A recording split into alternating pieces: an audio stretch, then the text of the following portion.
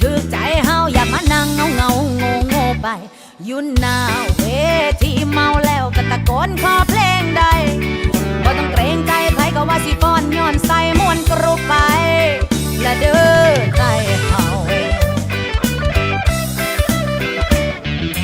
แต่มือนี้กูคือมาสวยแท้ว่าต้องมาพ่อหน้าบักหาแฟนเก่าหาผู้สาวหน้ามันมานั่งโต๊ะเก่าของเฮาก็อยากเอาเรื่องเอาเราแต่อยากขอเพลงให้เขาจักเพลงแน่พี่ไอ้นักดนตรีไอ้ขอเพลงสลายสลายได้ไอ้มองเห็นตัวที่มีผู้บ่าวหลายใจที่เห็นสัวๆไว้กับใจดวงนี้ไอ้ขอเพลงสลายสลายได้ไอ้เพื่อว่าเขาสิจิตใจอย่าไปหาเฮ็ดบาปกับใครอย่าไปหาลีสอหลอกใครว้าวเราสั่งกำปั้นหยุ่มดังสาบอ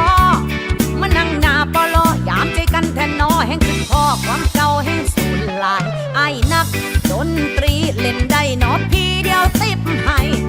สิบอกขึ้นน้ำไผ่ก็ว่าสิก้อนย้อนใส่มวนกรุบไปและเด้อใจเฮาแต่มือนี้กูคือมาสวยแท้ว่าต้องมาพ่อหน้าบักหาแฟนเก่าภาพสาวหน้าใหม่มานั่งโต๊ะเก่าของเฮาก็อยากเอาเรื่องเอาเราแต่อยากขอเพลงให้เขาจักเพลงแน่พี่ไอ้นักดนตรีไอ้ขอเพลงสลายสลายได้ไอ้มองเห็นตัวที่มีผู้